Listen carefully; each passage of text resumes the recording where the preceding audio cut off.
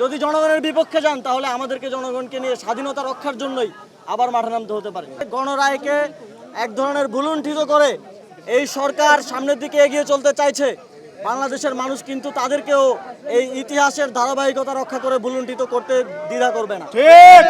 আমরা সকল ধরনের গণহত্যার বিচার চেয়েছি। আপনারা দেখেছেন যখন জুলাই গণঅভ্যুত্থান হয়, গণঅভ্যুত্থানের 4 তারিখ রাতেও আমরা বলেছি যে এই গণঅভ্যুত্থানের পর সকল গণহত্যার বিচার বাংলাদেশে হবে, তবে সেটা যথাযথ প্রক্রিয়ার মধ্য দিয়ে করার ক্ষেত্রে আমরা বদ্ধপরিকর ছিলাম এবং এখনও আমরা আজকে দাঁড়িয়েও আমরা বিচার চাইছি। আমাদের আহ্বায়ক কথা বলেছেন, আমাদের সদস্য সচিব কথা বলেছেন, মুখ্য সমন্বয়ক কথা বলেছেন, তারা বারবার বলেছেন যে বিচারের বিষয়টিতে আমরা বদ্ধপরিকর এবং বিচার আদায় করার জন্য আমরা কাজ করব, সেটা যে কোনো গণহত্যার ক্ষেত্রে।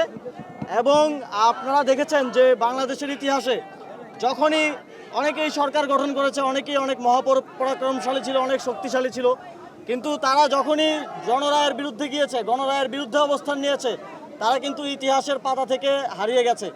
বাংলাদেশে যখন 70-এর নির্বাচনে গণরায় একদিকে আসে এবং তাদেরকে ক্ষমতা দেওয়া হয় না, পরবর্তীতে 71-এ এই স্বাধীনতার প্রেক্ষাপট তৈরি হয়েছে।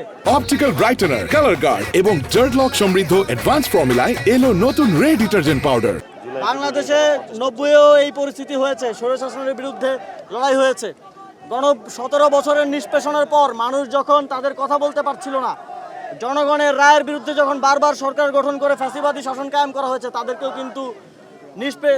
কিন্তু পদদলিত করা হয়েছে এদেশে গণঅভ্যুত্থানের মধ্য দিয়ে। এবারও যেই গণরায়কে, যেই গণভোটের রায়কে, জুলাই সনদকে চ্যালেঞ্জ করা হচ্ছে, গণরায়কে এক ধরনের ভুলুণ্ঠিত করে এই সরকার সামনের দিকে এগিয়ে চলতে চাইছে। বাংলাদেশের মানুষ কিন্তু তাদেরকেও এই ইতিহাসের ধারাবাহিকতা রক্ষা করে ভুলুণ্ঠিত করতে দ্বিধা করবে না। আমরা তাদেরকে বলতে চাই যে অবশ্যই এত রক্তের বিনিময়ে যেই সংস্কার এবং যেই নতুন বাংলাদেশের স্বপ্ন আমাদের শহীদের পরিবারেরা দেখেছে, যেই বাবা মায়েরা দেখেছে এবং আহত সহযোদ্ধারা দেখেছে, সেটা বাস্তবায়ন করতে হবে। এবং এই জনরায় বাস্তবায়ন না করলে বাংলাদেশের যেই 70% জনগণ গণভোটে হ্যাঁ ভোটের পক্ষে ভোট দিয়েছে, তারা কিন্তু রাস্তায় নামতেও দ্বিতীয়বার ভাববে না। সুতরাং আপনারা জনগণের পক্ষে আসুন, যাতে আমরা সবাই মিলে একসাথে সুন্দর বাংলাদেশ গড়তে পারি। যদি জনগণের বিপক্ষে যান তাহলে আমাদেরকে জনগণকে নিয়ে স্বাধীনতা রক্ষার জন্যই আবার মাঠে নামতে হতে পারে। আপনাদের সবাইকে ধন্যবাদ। আসসালামু আলাইকুম।